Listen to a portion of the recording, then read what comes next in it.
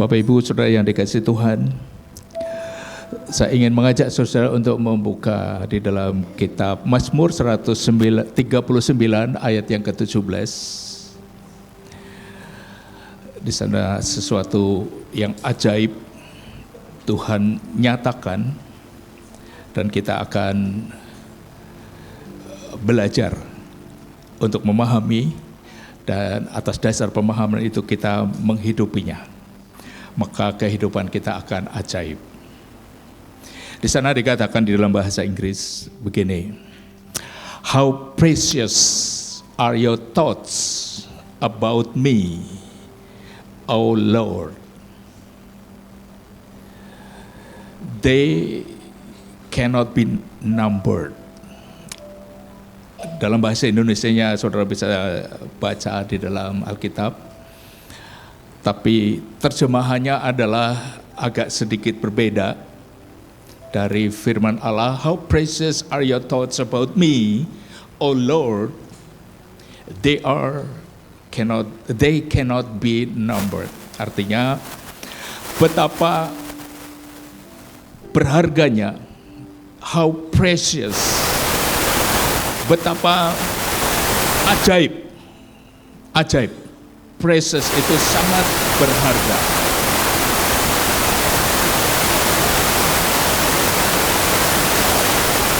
Kayak firman Tuhan ya.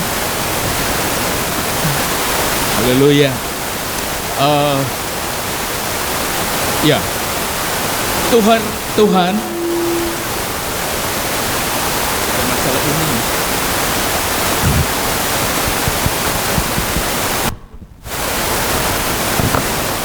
Minta maaf.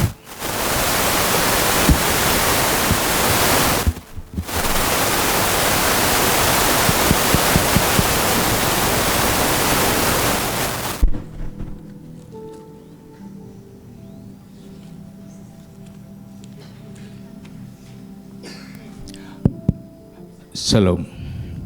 Ya, firman Allah berkata, betapa ajaibnya, betapa berharganya, betapa tinggi nilainya pikiran-pikiran Allah tentang kita, tentang saya dan saudara.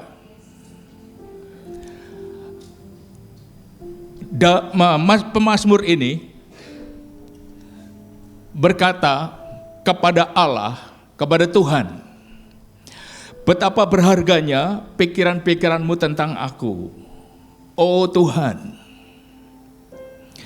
Nah, kita perlu membedakan antara Allah dan Tuhan.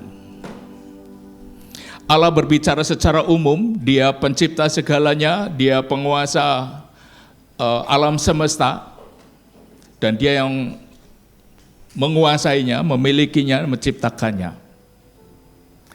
Tetapi ketika kita berbicara tentang Tuhan, ini punya sifat yang sifatnya pribadi. Berbicara tentang hubungan. Seseorang bisa mengakui bahwa alam semesta diciptakan oleh Allah tanpa punya hubungan komunikasi dengan pencipta itu. Tetapi ketika seseorang berkata Yesus adalah Tuhan kita, maka itu artinya kita punya hubungan. Dia dipertuhan. Jadi ini sifatnya pribadi. Nah, Allah yang sifatnya pribadi mempunyai pemikiran-pemikiran untuk kita semuanya secara pribadi. Dan pemikirannya itu begitu dahsyat, begitu ajaib, begitu berharga. Firman Allah berisi tentang pikiran Allah. Kalau saudara mencintai firman Allah dalam pembacaan, hidup saudara akan ajaib. Amin. Dan firman Allah begitu berkuasa, begitu berharga. Makanya ketika Dia berkata, terang jadi, jadilah terang. Tapi sebenarnya kata yang lebih ajaib, Allah berseru kepada terang, light be. Itu firman Allah yang kita kemarin sama-sama pelajari, dengarkan. Jadi firman Allah pada pagi hari ini berbicara tentang pikiran Allah yang ajaib. Dan pikiran Allah tentang kita sekalian. Firman Allah punya kuasa untuk menciptakan, untuk mengubah keadaan hidup kita masing-masing. Cuman kita harus menjadikan firman Tuhan lebih pribadi sifatnya. Kita harus menghidupinya. Baru firman Allah itu hidup dan bekerja. Baru logos itu menjadi rema. Ketika firman Allah yang kita baca dan itu berubah menjadi rema, itu akan mengerjakan perkara yang ajaib. Seperti nyanyian tadi, tidak ada perkara yang mustahil bagi kita yang percaya kepada Tuhan.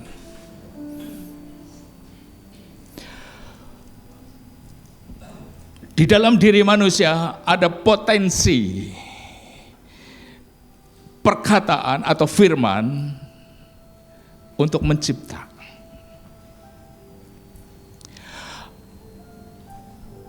Baru-baru ini, tahun baru ini, saya sedikit membaca tentang dunia otomotif di dunia. Kita tahu mobil-mobil sekarang sudah mulai beralih dari bahan bakar minyak, apalah itu bahan bakar minyak, beralih kepada mobil listrik. Betul ya?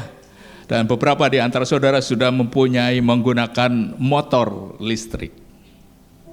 Mungkin ada yang sudah memakai mobil listrik. Dan selama ini kita tahu dunia otomotif dikuasai oleh Jepang. Tapi beberapa tahun nampaknya Jepang ketinggalan dan mereka tidak ikut-ikutan menciptakan mobil listrik. Coba perhatikan. Biasanya negara Cina, Korea, Amerika, itu mereka lah yang sedang menguasai tentang mobil listrik. Indonesia sebentar lagi. Nah, Jepang kelihatannya ketinggalan, konvensional, tidak mengikuti kemajuan, kelihatannya terdisrupsi, tergeser. Tetapi pada awal tahun ini, Jepang mengejutkan dunia. Kita tahu mesin kereta api dulu itu tidak pakai minyak, tidak pakai listrik, tetapi pakai tenaga uap. Jadi harus ada sesuatu yang dibakar supaya keluar uap. Dan itu menggerakkan kereta api pada zaman dahulu. Mungkin generasi muda tidak mengetahui akan hal itu. Nah, apa yang dikatakan tentang Jepang? Tiba-tiba Jepang mengeluarkan satu produk. Mobil-mobil tidak pakai bensin, tidak pakai minyak, juga tidak pakai listrik. Kira-kira pakai apa, saudara? Mungkin ada yang sudah pernah membacanya. Belum tahu ya. Itu memang mengejutkan. Tiba-tiba Jepang mengeluarkan mengeluarkan produk baru dan yang menggerakkan itu dengan hidrogen. Bukan minyak, bukan listrik. Ajaib. Maksud saya, manusia sebenarnya memang merupakan gambar Allah. Punya daya kreativitas yang ajaib. Manusia bisa menciptakan sesuatu yang tidak ada. Minggu lalu kita baru saja diajari tentang kuasa firman. Berfirman Allah, terang, jadilah. Dia memanggil terang dan jadi. Dan kita adalah anak-anak Tuhan, anak-anak Allah. Amin. Maka perkataan kita sebenarnya kalau kita posisikan bagaimana kita harus menyadari bahwa kita adalah anak-anak Allah. Perkataan manusia, ciptaan Allah, sekalipun tidak mempunyai hubungan secara pribadi, tetap perkataan itu punya kuasa. Bisa menyakitkan, bisa menyenangkan, bisa menguatkan, dan sebagainya. Tapi perkataan kita sebenarnya bisa mencipta. Ada banyak hal, aspek hidup kita yang masih kita tidak mengerti. Dan kita orang Indonesia seringkali berkata, khususnya orang-orang anak muda, gelap. Ya kan? Gak ngerti, makanya mereka berkata, gelap. Gelap. Nah, setiap kita punya kegelapan masing-masing. Nah, Tuhan mau sebenarnya, dan Dia memberikan kesempatan, kita perlu melatih, supaya kegelapan dalam kehidupan kita, apakah yang gelap itu, kita mengatakan terang. Jadi, light itu satu perintah. Dan Yesus berkata, firman Allah berkata, be, light be, atau let there be light. Tapi saya suka dengan kata, Dia memanggil kata light, dan light itu datang, and the light comes to this world. Nah, Bapak Ibu Saudara yang dikasihi Tuhan, mari kita latih. Apakah yang saudara tidak mengerti, yang saudara tanya-tanya, kenapa begini, kenapa begitu? Untuk aspek itu katakan terang. Memang tidak langsung ada terang dan kita mengerti dan mengubah keadaan. Tetapi kita diberi kesempatan untuk belajar menjalin hubungan dengan Allah. Belajar mencintai Alkitab sehingga kita baca dan merenungkan. Pembacaan yang berulang-ulang, yang direnungkan, itu akan membuat kita berbahagia. Karena perkataan kita kepada sesuatu yang kita katakan itu akan terjadi. Katakan terang di dalam kehidupan saudara. Latih. Kalau saudara sudah mempunyai hubungan yang dekat dengan Tuhan, dan saudara membaca ayat-ayat, merenungkannya, mendoakannya Tuhan supaya Roh Kudus menginspirasinya, memberikan penjelasan, maka apa yang kita baca akan Tuhan jadikan rema. Dan rema itu sungguh berkuasa.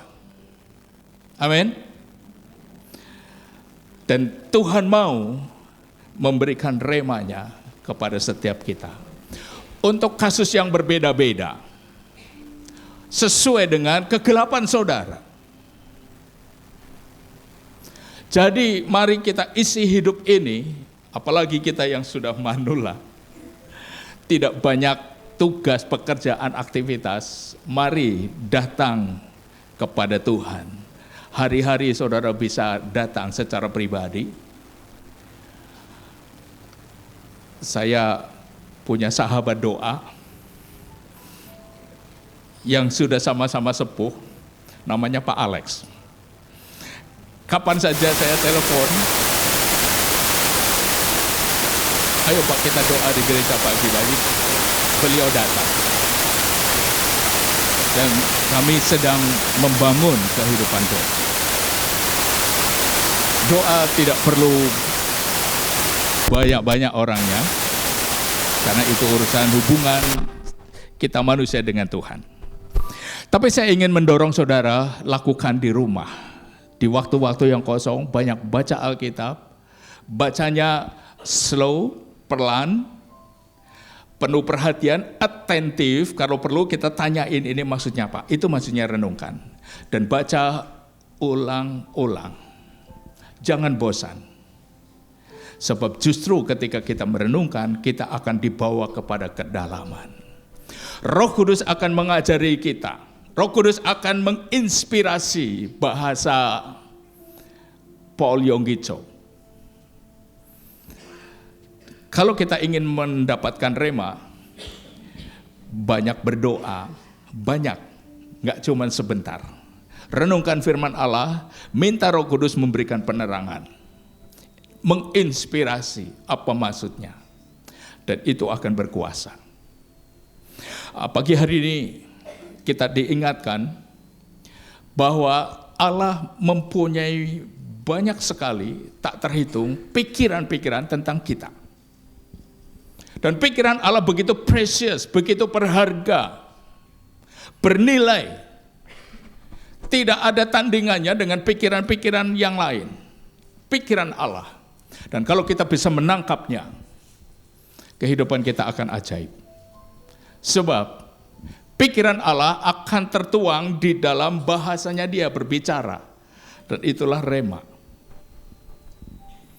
Nah, kita akan belajar untuk membangun keyakinan kita tentang rema. Kitab Roma pasal 17 ayat 10 atau sebaliknya. Dikatakan iman timbul dari pendengaran dan pendengaran akan firman Allah. Iman timbul daripada pendengaran firman Allah. Itu bukan logos. Itu rema. Makanya akan memunculkan iman keyakinan di dalam kita. Tapi sebelum kita mendapatkan rema, dan rema itu bukan hanya disebarkan begitu saja, dan hanya beberapa orang yang mendapatkannya. Rema harus dibangun. Rema harus diciptakan istilahnya. Bagaimana menciptakan logos menjadi rema? Kita harus baca pelan-pelan, penuh perhatian, berulang-ulang, doakan sebab Roh Kudus akan mengajari kita. Dan Dialah yang menginspirasi apa yang kita baca sehingga itu akan hidup dan kita mempunyai pengertian secara pribadi. Itulah rema. Dan itu memunculkan iman. Dan perkataan yang didasarkan pada rema, pada iman, itu ajaib. Itu yang dimaksud dengan tidak ada yang mustahil bagi orang yang percaya. Dan kita sedang berusaha ke sana. Mari kita gali kehidupan rohani kita untuk hal-hal yang demikian. Dan saya ingin menunjukkan banyak bukti, tetapi saya ajak saudara untuk membuka di dalam kitab Keluaran pasal yang ke-14. Ada hal yang ajaib yang kita dapat pelajari. Saya dorong saudara untuk membaca berulang-ulang, merenungkannya. Hari ini kita tidak sempat membaca banyak. Tapi saya hanya ingin menunjukkan, saudara pelajari secara pribadi. Tentang rema. Rema bukan logos. Rema tidak bisa menjadi logos. Logos bisa menjadi rema. Ketika kita merenungkannya, meminta Roh Kudus untuk menginspirasi, menjelaskan, menerangi apa enlightenment.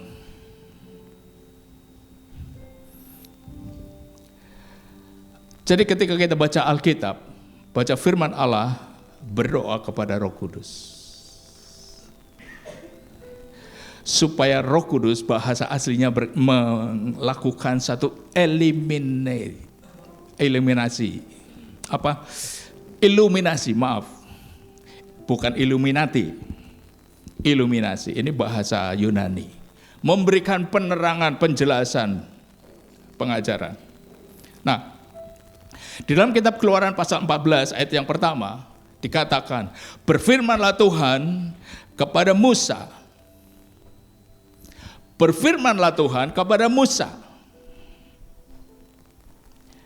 Saya lagi berpikir, kira-kira itu firman Tuhan yang bisa didengar oleh semua orang ataukah khusus kepada Musa? Seandainya Musa ada orang lain di dalam sebuah ruangan, atau di tenda mungkin, atau di tempat terbuka. Alkitab berkata, berfirmanlah Tuhan kepada Musa. Mungkinkah Allah berkata-kata dengan suara yang bisa ditangkap oleh telinga? Ataukah dia berbicara langsung kepada roh dari atau hati daripada Musa, sehingga tidak dibutuhkan suara yang bisa didengar secara umum? Tidak tahu. Perkara apakah Allah berbicara seperti kita berbicara, saudara mendengar suara saya, ataukah langsung dengan hati, bagi kita sebenarnya itu tidak menjadi masalah. Sebab ada seseorang, maaf kebetulan namanya sama, Allah berseru kepada Samuel. Samuel, kedengaran dengan telinganya, tapi dia nggak ngerti, nggak ngeh. Dia pikir yang berkata Imam Eli, betul ya?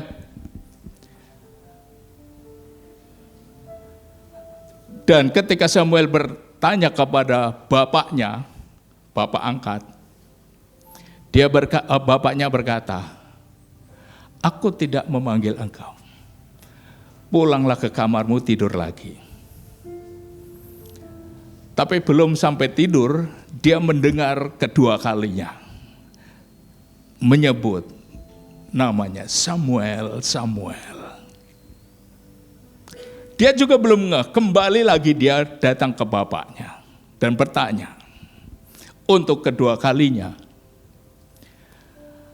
Imam Eli, bapaknya, memberikan nasihat. Aku tidak panggil engkau. Tapi dia tahu. Kemudian dia memberi nasihat. Kembali ke kamar dan tidurlah. Kalau engkau mendengar lagi Allah memanggil namamu, langsung jawab. Itu pengalaman Samuel. Tapi kembali lagi kepada firman atau perkataan Allah kepada Musa yang dikatakan di dalam ayat yang pertama, berfirmanlah Tuhan kepada Musa. Kita tidak perlu meneliti, menyelidiki sebenarnya dia berbicara bisa dengan ditangkap oleh telinganya atau oleh hatinya. Itu tidak menjadi masalah. Sebab intinya yang lebih penting adalah apakah kita hatinya menangkap apa tidak. Bahwa itu adalah firman Allah. Dan pagi hari ini di dalam Mazmur 139 ayat yang ke-17 itu mengatakan, how precious are your thoughts about me, O Lord. Betapa berharganya pikiran-pikiranmu terhadap tentang aku, Tuhan. Coba jadikan ayat ini renungan. Sebab Tuhan memikirkan tentang saudara.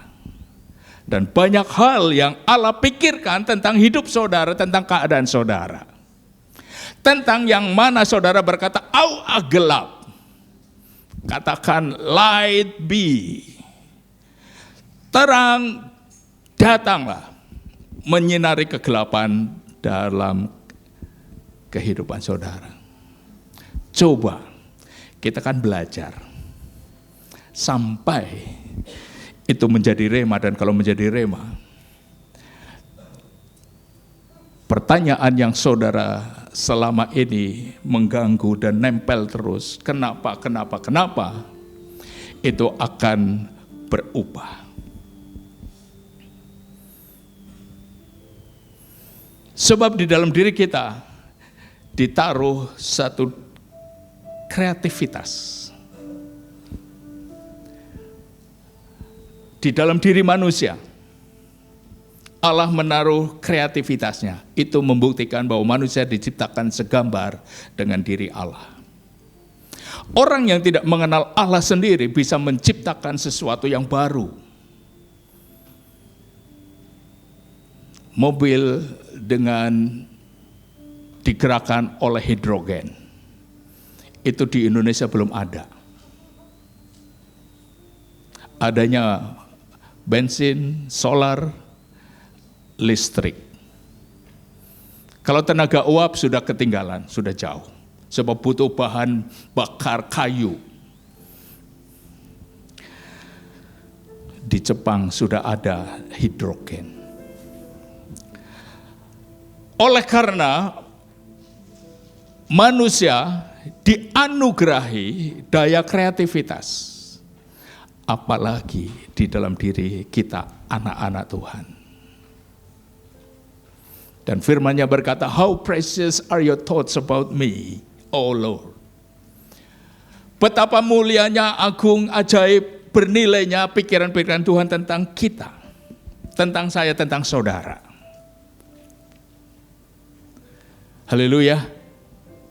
Untuknya kita memuji Tuhan. Kita kagum dengan Allah dan kita menundukkan diri kepada Allah.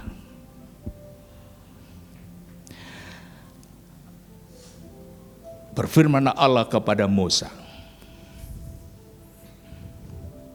Yang paling penting ketika Allah berfirman, hati kita menangkapnya. Dan Allah ketika berbicara lewat logos, ketika berbicara lewat seseorang, itulah logos, saudara membutuhkan telinga. Tapi kan ada istilah mendengar masuk dari telinga kanan, keluar telinga kiri.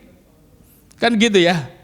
Dan sia-sialah apa yang dia dengar dan yang mengatakannya.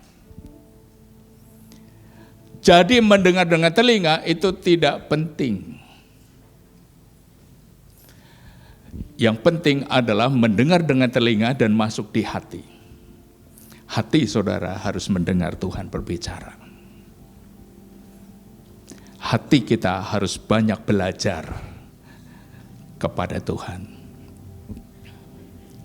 Nah, kepada Musa Allah berfirman, firman-Nya, katakanlah kepada orang Israel supaya mereka berbalik kembali dan berkemah di depan Pihahirot antara Migdol dan laut, tepat di depan Baal Zephon. Berkemahlah kamu di tepi laut. Jadi ini menunjukkan bahwa bangsa Israel ketika keluar dari Mesir, dia sebenarnya sedang menuju ke tanah Kanaan. Dan dia sudah menjauhi laut. Tapi Allah berkata kepada Musa, dan hati Musa menangkapnya. Dan Allah berkata, ini rema, kembali ke tepi laut. Itu rema. Ayat yang ketiga. Maka Firaun akan berkata tentang orang Israel, mereka telah sesat di negeri ini, padang gurun telah mengurung mereka. Aku akan mengeraskan hati Firaun. Ini kata firman Allah, kata logos, kata rema. Sehingga ia mengejar mereka, bangsa Israel. Dan terhadap Firaun dan seluruh pasukannya, aku akan menyatakan kemuliaanku, sehingga orang Mesir mengetahui bahwa akulah Tuhan. Lalu mereka berbuat demikian. Allah berbicara, memberitahu kepada Musa, dan itu rema. Dan ditaati oleh Musa untuk membawa kembali bangsa Mesir yang menjauhi laut kembali mendekati laut.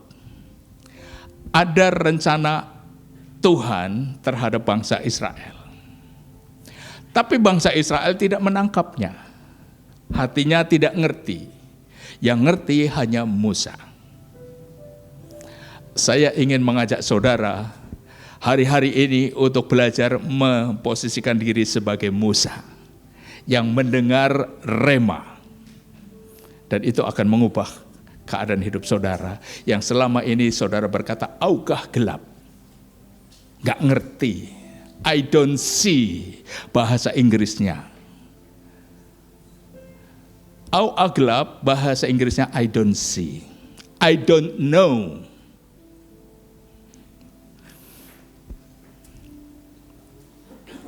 Yang akhirnya apa yang dikatakan oleh firman Allah menjadi kenyataan.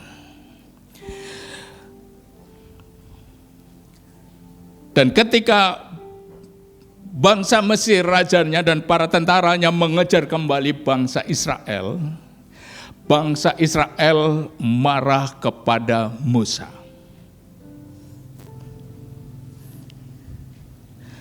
Dan bangsa Israel memarahin dengan pertanyaan, dengan debat. Dan mereka berkata di ayat yang ke-11, apakah karena tidak ada kuburan di Mesir, maka engkau membawa kami untuk mati di padang gurun ini? Pertanyaan yang perlu saudara renungkan untuk belajar. Apakah yang kau perbuat ini terhadap kami dengan membawa kami keluar dari Mesir?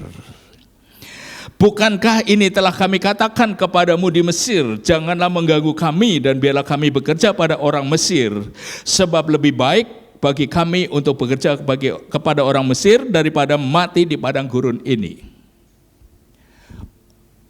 Orang yang tidak mampu mendengar rema, pikirannya akan kedagingan dan egois.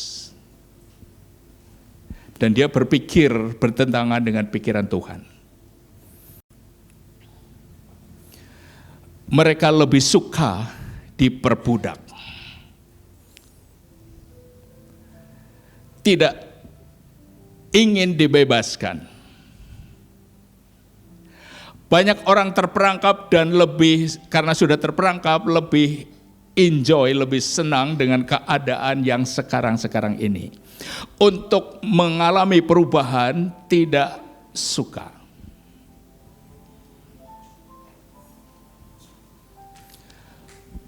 Untuk mengubah diri itu sesuatu yang berat sekali. Mengubah kebiasaan dengan sesuatu kebiasaan yang dibangun yang baru itu sulit. Itulah masalahnya kenapa kita jarang mendengar rema.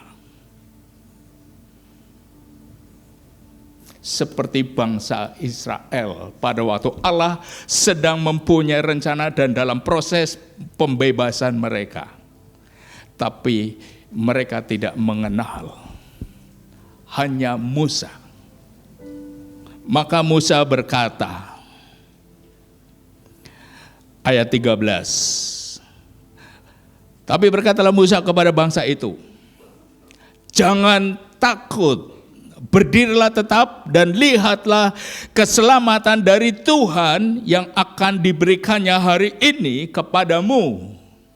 Sebab orang Mesir yang kamu lihat hari ini tidak akan kamu lihat lagi untuk selama-lamanya.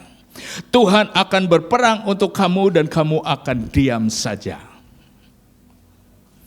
Nah, oleh karena Musa mendengar rema, dia paham. Sekalipun penjelasan Allah cuman memerintahkan saja dan tidak banyak berbicara, mengajari. Sehingga Musa bisa berkata, Allah yang akan berperang dan bangsa Mesir itu sudah tidak akan kamu lihat lagi untuk selama-lamanya. Allah yang akan berperang untuk kamu dan kamu akan diam saja. Diam artinya tidak memerangi mereka sebab Allah yang akan membunuh para tentara Mesir. Sebenarnya mengikut Tuhan itu memang ada hal-hal yang ajaib. Asal kita bergerak sesuai dengan apa yang kita bisa paham, dituntun oleh Roh Kudus, kita bisa mengalami hal-hal yang ajaib. Tidak ada yang mustahil bagi saudara. Maka kita bisa mengalami, kita bisa memiliki sesuatu barang yang berharga, mahal, tetapi saudara tidak harus membelinya. Sebab Tuhan yang membelinya lewat orang lain. Saudara bisa pergi ke Israel dengan daun. Maksudnya, saudara tidak harus keluar dolar sendiri, tapi orang lain yang membayarin. Itu mengikut Tuhan seperti itu. Ada hal-hal yang ajaib. Dan ketika kita mengalami keajaiban, kita juga harus siap orang lain akan curiga. Curiganya disangka seperti orang dunia, wah korupsi. Makan uang orang lain, makan uang persembahan. Wih. Padahal Tuhan menganugerahi.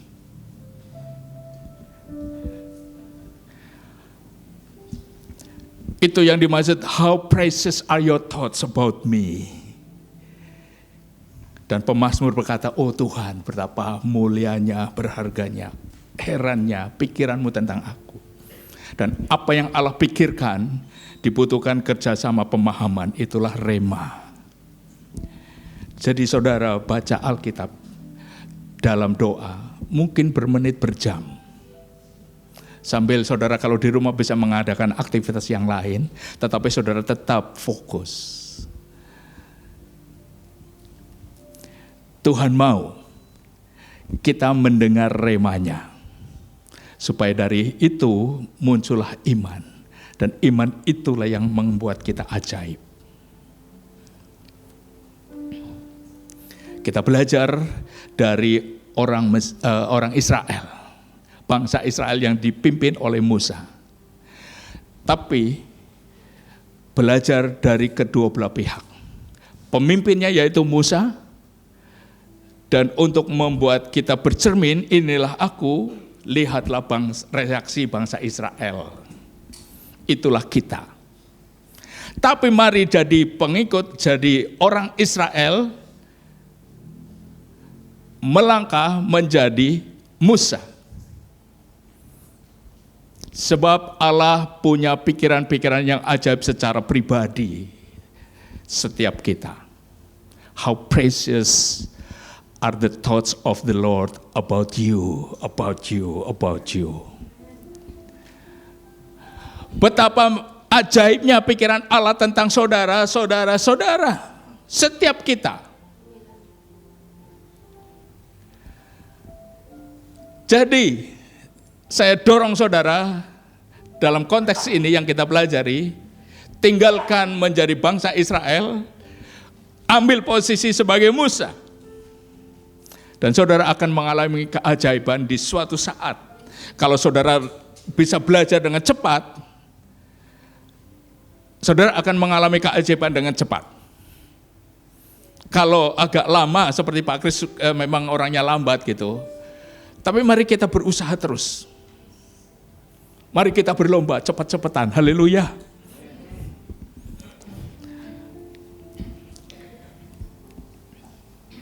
Ini ajaib. Nah, kemudian langsung saja kita baca ayat yang ke-15. Berfirmanlah Tuhan kepada Musa. Sekali lagi ini rema. Firman yang hidup dan sekarang, present tense, yang keluar dari hati Allah langsung ke hati kita. Dan itu sifatnya now, sekarang. Dan kalau kita bisa mendapatkan dari pembacaan Alkitab kita, kemudian Roh Kudus menginspirasi dan itu berbicara sekarang, itu ajaib. Itu akan menuntun kita bertindak dengan iman. Itu yang dimaksud dengan Yakobus. Iman tanpa perbuatan mati. Iman tanpa perbuatan bohong. Kira-kira begitu. Tapi kita lagi belajar iman yang sesungguhnya, yang menciptakan. Nah, berfirman Tuhan kepada Musa, mengapakah engkau berseru-seru demikian kepadaku? Katakanlah, sekali lagi, katakanlah kepada orang Israel supaya mereka berangkat. Berangkat kemana kira-kira? Orang sudah terkepung. Depan laut, kanan kiri belakang, atau kanan kiri padang gurun, di belakang tentara Mesir. Dan mereka teriak-teriak ketakutan, dan mereka pikir mati kita, dan protes sebelum mereka mendekat. Emangnya di Mesir nggak ada kuburan, sehingga engkau membawa kami untuk mati di padang belantara? Tapi respon daripada Musa, tidak, Tuhan akan berperang, Tuhan akan menyelamatkan kita. Ayat 16. Dan engkau, ini petunjuk yang ketika kita melangkah akan ada petunjuk lagi. Perintah Allah tidak langsung disampaikan semuanya, tapi selangkah demi selangkah. Sama seperti ketika Allah memanggil Abraham. Tinggalkan negerimu, sanak saudaramu, keluargamu, hartamu, untuk ke suatu negeri yang akan aku tunjukkan. Akan aku tunjukkan. Jadi Allah memberikan tuntunan itu selangkah demi selangkah. Ketika kita mendengar rema, dia akan memberikan tuntunan selangkah demi selangkah. Besok apa yang akan kita lakukan? Atau apa yang harus kita lakukan? Kita harus dengar Tuhan. Jadi kita nempel terus dengan Tuhan. Jangan puas hanya mendengar rema hari ini, dan besok kita abaikan. Tidak bisa. Kita harus meminta tuntunannya lagi besok. Apa yang harus kita lakukan? Dan engkau angkatlah tongkatmu, inilah yang harus dilakukan oleh Musa. Dan ulurkanlah tanganmu ke atas laut. Belahlah airnya. Siapa yang membelah air laut? Musa. Betul? Kebetulan kebenarannya tidak 100%. 50%, 50%, 50% di ketaatannya Musa, 50% di tindakan Allah. Sebab tanpa Allah, sekalipun dia mengulurkan bahkan sampai memukul berkali-kali, tidak akan terbelah. Tapi karena ketaatan kita itu membuat Allah bertanggung jawab dan bergerak. Karena kita taat. Dia turut bekerja ketika kita taat. Engkau angkatlah tongkatmu dan ulurkan tanganmu ke atas laut dan belahlah airnya. Sehingga orang Israel akan berjalan dari tengah-tengah laut di tempat yang kering. Ini ajaib. Ini bukan sekedar cerita menarik untuk anak-anak sekolah minggu. Ini fakta iman, fakta sejarah, dan bisa diulangi di dalam kehidupan kita asal prinsipnya kita pahami dan kita terapkan. Tetapi sesungguhnya aku akan mengeraskan hati orang Mesir sehingga mereka menyusul orang Israel terhadap Firaun dan seluruh pasukannya, keretanya, orangnya, dan yang berkuda. Aku akan menyatakan kemuliaanku. Di area kehidupan yang saudara berkata, I don't see, gelap, dan Tuhan izinkan, dan biarkan sampai kita paham. Tapi di situ sebenarnya, kegelapan merupakan kesempatan bagi Allah untuk menyatakan kemuliaannya. Ketika ada kemuliaan turun, akan ada terang. Sebenarnya ketika dia berkata, jadilah terang, itu bicara tentang kemuliaan Allah. Biar kemuliaan Allah bersinar di dalam hidup saudara.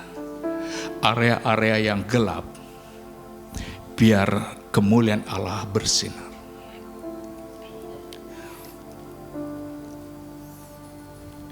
Maka orang Mesir akan mengetahui bahwa akulah Tuhan. Tuhan senang dikenal, diketahui oleh manusia ciptaannya. Tuhan ingin sekali dikenal oleh saudara, oleh kita. Dan dunia ini akan mengenal Tuhan lewat kita. Ada tindakan-tindakan yang saudara alami, tindakan ajaib yang Allah kerjakan yang saudara alami, itu menjadi kesaksian kepada orang lain.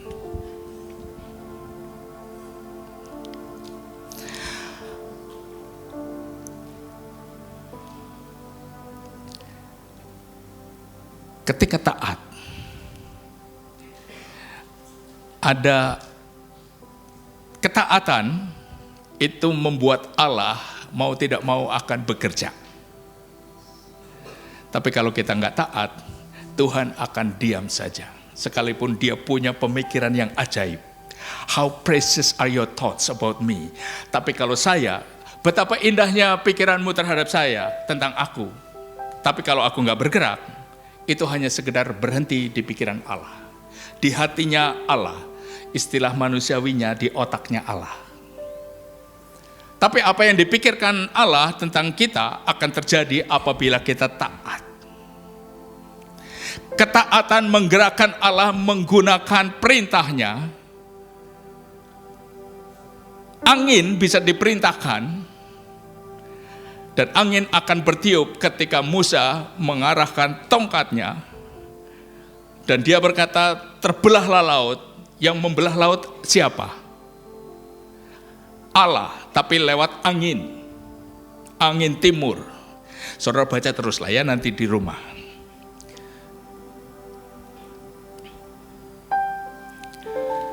Ayat 19 melibatkan ketaatan saudara menggerakkan hati Allah, dan dia memerintahkan alam semesta, angin, air menaati pikiran Tuhan.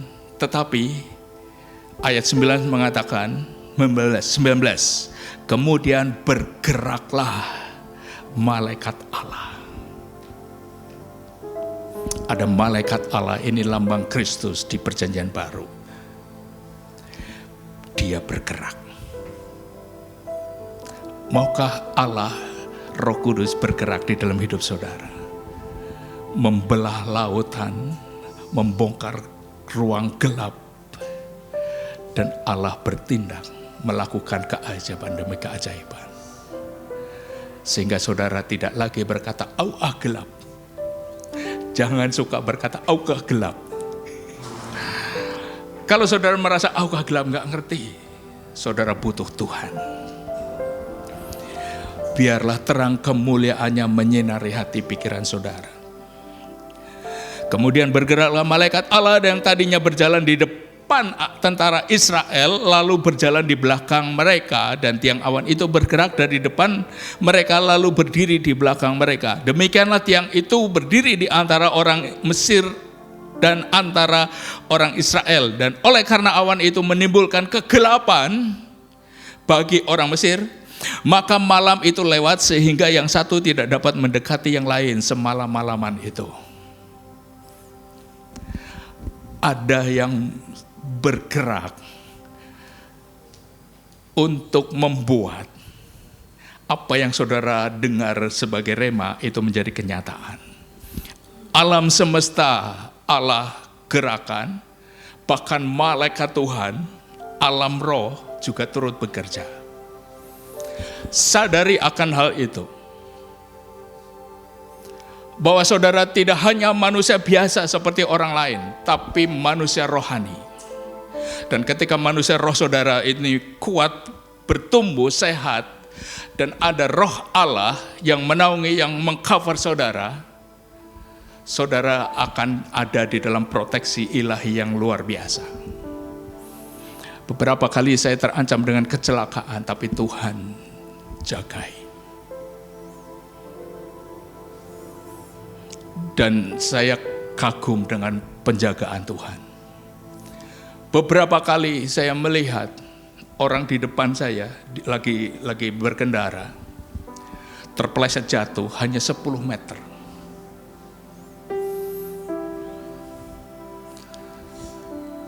Ketika dalam kendaraan yang berlaju cepat sekali, tiba-tiba Tuhan belokkan, sekalipun harus nabrak trotoar dan harus menyeberang ke jalur yang berseberangan, dan menghentikan persis di samping rumah orang dan tidak menabraknya. Dan kami semuanya kaget pada waktu malam hari. Yang bangun hanya saya dan samping saya, namanya Pak Uci. Sekarang sudah dipanggil Tuhan. Tapi di belakang masih banyak, termasuk kalau tidak salah Bu Nur Haida kalau nggak salah. Dia teriak dan Dan ketika kita berangkat lagi, baru kita tahu itu jembatan lagi direnovasi dan lagi dibongkar. Tapi Tuhan selamatkan. Kenapa Tuhan menyelamatkan orang manusia yang biasa? Karena Dia melihat rohnya. Baru saja saya bersaksi kepada saudara, bulan lalu saya hampir saja jatuh dari kendaraan sepeda motor yang ngebut karena ada dahan pohon yang cukup tinggi, cukup besar dan panjang jatuh menimpa Pak Kris, dan jatuhnya persis. Saya merasa ini helmnya terasa sama jaket di belakang terasa, dan jatuhnya itu bonceng, nempel sampai 30-50 meter baru berhenti saya buang. Tuhan melindungi sedemikian rupa. Dan Tuhan melihat rohnya, manusia roh. Jadi Bapak Ibu Saudara yang dikasihi Tuhan, ini pelajaran firman Allah yang saya harap, saya dorong saudara untuk membacanya, merenungkannya sendiri secara pribadi. Sebab ini akan saudara alami. Pertolongan Tuhan yang ajaib. Tuhan akan menyinari kehidupan saudara yang gelap.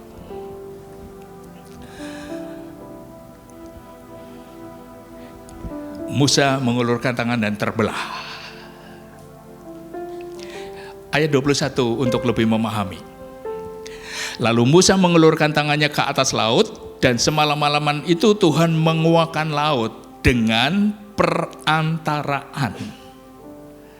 Jadi Tuhan bergerak lewat perantaraan, lewat alatnya. Alatnya bisa seseorang, bisa juga barang, sesuatu benda yang tidak hidup seperti kita.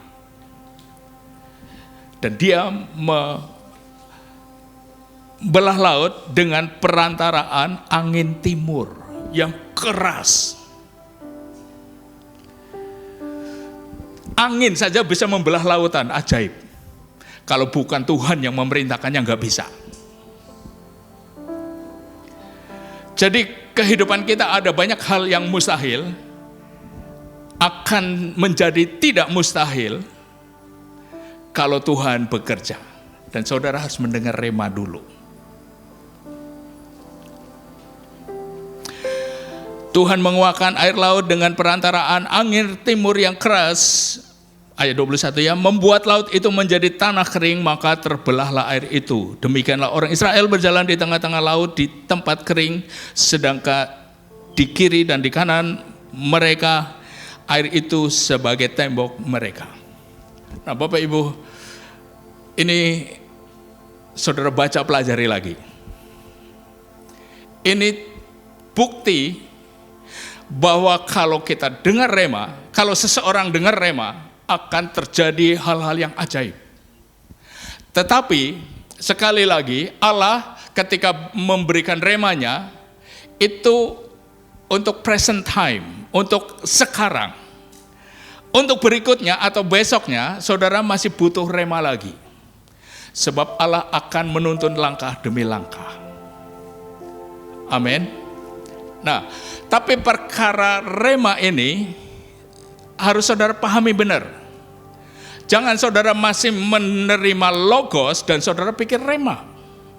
Itu akan menimbulkan kegagalan dan kekacauan saudara. Dan saudara akan dibuat bingung. Supaya kita benar-benar ngeh akan hal ini, saya ingin menunjukkan di dalam perjanjian baru. Supaya saudara benar-benar paham. Dan saudara akan semakin paham ketika mempelajarinya sendiri. Jadi kita mendapatkan kemudahan hari-hari ini. Saudara bisa memutar ulang dan mendengarkan pengajarannya lagi. Jangan lihat saya tidak menarik, tidak punya pengaruh, tidak punya otoritas. Tapi saudara harus melihat ini hanya sebagai alat. Apalah, dan Allah bisa menggunakan alat apa saja untuk menyatakan keajaiban firman-Nya, remanya. Dia bisa memerintahkan malaikat Tuhan, dia bisa memerintahkan laut, bisa menggunakan tongkat, dan bisa membelah dengan angin timur yang keras. Apa saja Allah bisa kerjakan. Di dalam kehidupan saudara pun bisa. Tetapi saudara harus dapat rema dulu. Dan rema harus bisa dibedakan dengan logos. Banyak orang Kristen, banyak di antara kita sulit membedakan, memahami antara logos dan rema. Mudah-mudahan khotbah ini akan menolong saudara untuk bisa membedakan antara logos dan rema. Logos punya potensi, punya kekuatan, punya daya untuk mengkreasi, mengubah keadaan. Tapi itu bukan untuk saudara secara pribadi. Logos potentially yours, but rema is not. Rema itu sifatnya pribadi. Dan kita butuh rema lebih daripada logos. Untuk mendapatkan rema, saudara harus lewati jalan logos dulu. Saudara baca ulang, tanyakan, renungkan, doakan, dan itu akan menjadi rema. Dan ketika menjadi rema, saudara tidak akan bisa tergoyahkan oleh apapun. Saudara diperhadapkan kepada laut, dan saudara berpikir, mana mungkin kita bisa berjalan di atas laut, di laut? Logikanya begitu. Mau mundur tentara, mau membunuh kita. Mau pergi lari ke kanan atau ke kiri atau ke kanan, padang gurun. Padang gurun itu tempat terbuka. Saudara lari kemana sampai sejauh apa tetap kelihatan dengan mata oleh tentara Mesir. Sehingga pokoknya dengan mudah akan dikejar dan dibunuh. Tapi ketika rema berbicara kepada Musa, dia berpikir dan menasihati bangsa Israel, jangan takut. Allah yang akan berperang ganti kita.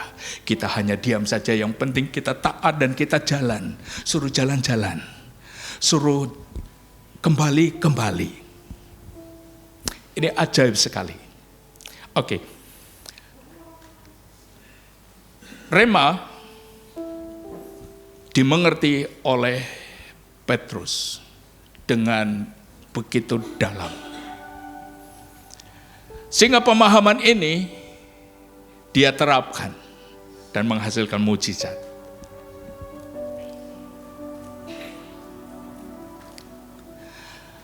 Mari kita buka bersama-sama Injil Matius pasal yang ke-14 ayat yang ke-22 sampai 33. Tapi untuk menyingkat waktu saya tunjukkan saja. Judulnya Yesus berjalan di atas air. Bisa saudara ganti, Petrus juga berjalan di atas air.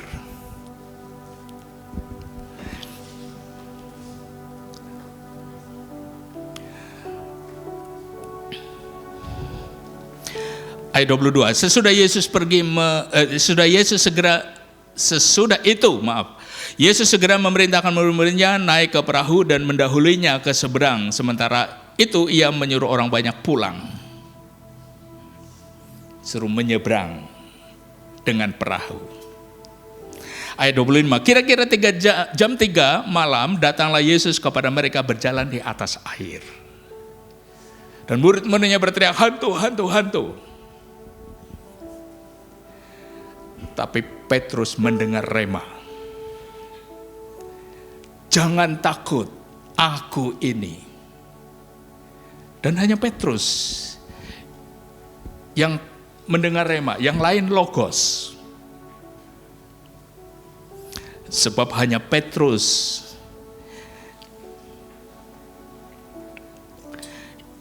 yang berkata di dalam ayat 28. Lalu Petrus berseru menjawab dia, Tuhan, apabila engkau itu, apabila engkau itu Yesus, suruhlah aku datang kepadamu berjalan di atas air.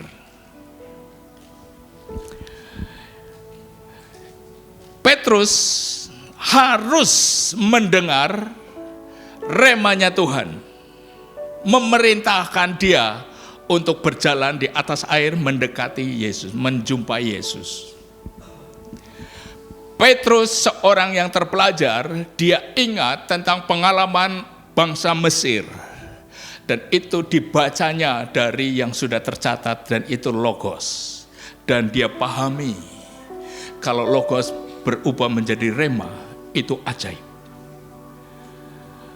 Dan Petrus berkata kepada Yesus sang guru, apabila engkau itu, suruhlah aku datang kepadamu berjalan di atas air. Petrus menantikan rema, firman yang diucapkan pada waktunya, the present time, pada waktu itu. Dia tahu firman Tuhan yang dikatakan pada zaman dahulu kepada Musa, bahwa Musa bisa membelah laut. Dengan kata lain hampir sama, dia berjalan di atas air, tapi airnya membelah. Sekarang kasusnya berbeda, lautnya tidak membelah, tetapi dia bisa berjalan di atas air. Apa bedanya? Berjalan di atas tanah kering, tetapi itu sebenarnya laut. Dan berjalan di atas laut, tetap berjalan melalui laut, tapi di atasnya, dan air tidak terbelah. Gak ada bedanya, mujizat semuanya. Itu supra alami, gak alamiah. Ajaib. Intinya, tidak ada bedanya. Tapi intinya kalau kita bergerak di atas rema, itu keajaiban. Dan apa yang terjadi? Kata Yesus, nah inilah remanya. Datanglah, the spoken word, firman yang dikatakan at the present time, di waktu yang sekarang, dan itu keluar dari mulut Tuhan Yesus. Itulah rema. Dan rema itu membuat seseorang mengabaikan yang fisik dan dia bergerak. Tapi ini pelajarannya. Kalau seseorang sudah mendengar rema tetapi dia masih melihat secara fisik keadaannya, dia akan tenggelam, persis seperti Petrus. Tapi pengalaman Petrus ini ajaib. Dia bergerak untuk sesuatu yang mustahil, tapi dasarnya adalah rema. Apa yang keluar pada waktunya, waktu yang khusus untuk sesuatu yang khusus. Jadi jangan mencoba melakukan rema untuk segalanya, tidak bisa. Rema untuk seseorang yang khusus dan untuk hal yang khusus di waktu yang khusus. Dan setiap kita bisa mengalami hal-hal yang khusus itu kalau kita menjalin hubungan dengan Tuhan. Dengan Tuhan.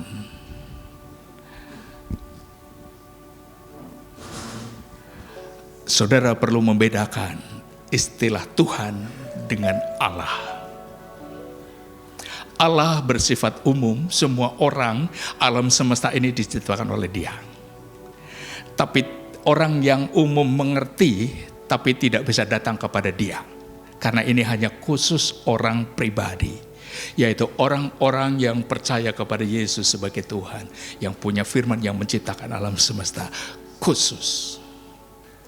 Jadi kalau kita menjadi orang yang pingin menjadi orang yang khusus, kita sebut Tuhan, itu hubungan pribadi. Tuhan itu sama dengan Tuhan. Cuman Tuhan ini hal-hal yang memang Allah yang kita pertuhan. Seseorang bisa kita pertuhan. Bahasa Inggrisnya itu Lord. Tuhan atau Tuan. Yes Lord. Tapi bahasa Indonesia lebih spesifik.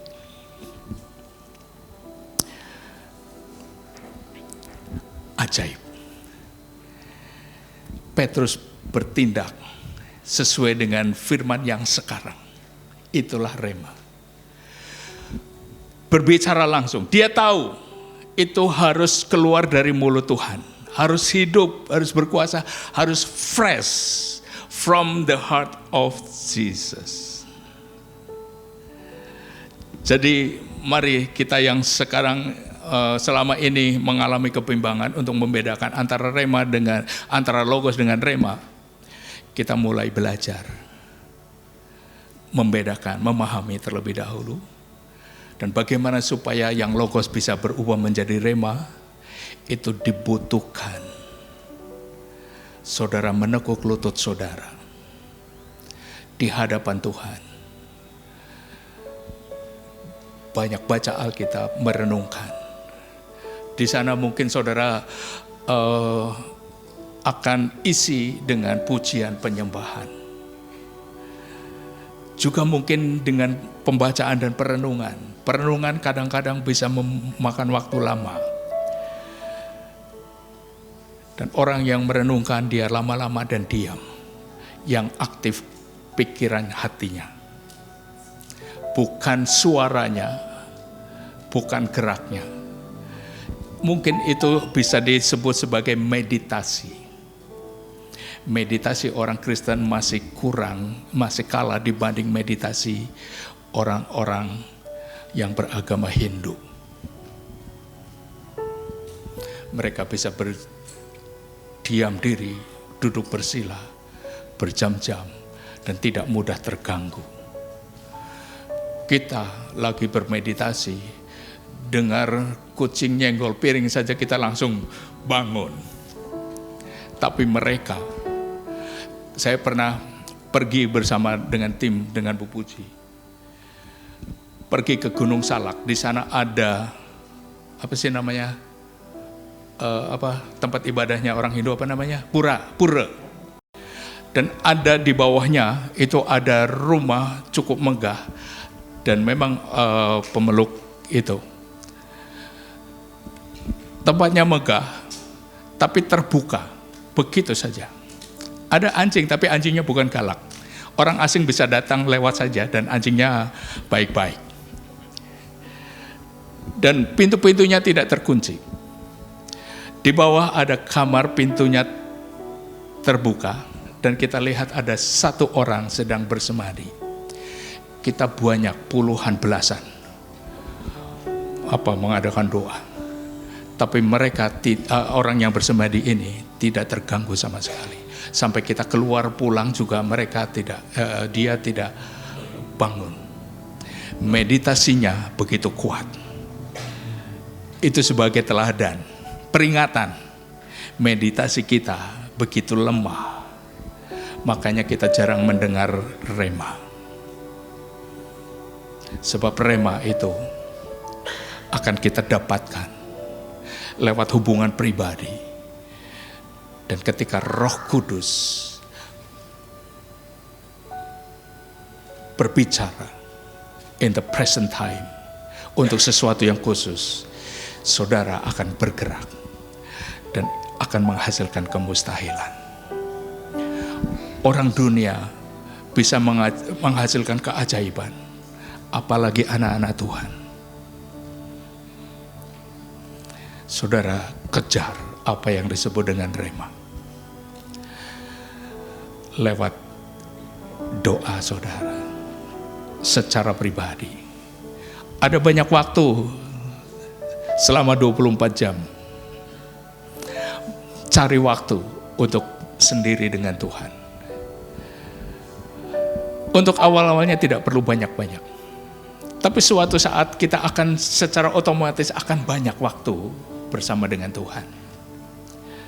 Sebelum kita memanfaatkan waktu berdua dengan Tuhan dan berlama-lama sedang dalam perjalanan melatih, akan ada banyak godaan. Dan saudara akan teringat dengan sana sini dan itu mengganggu.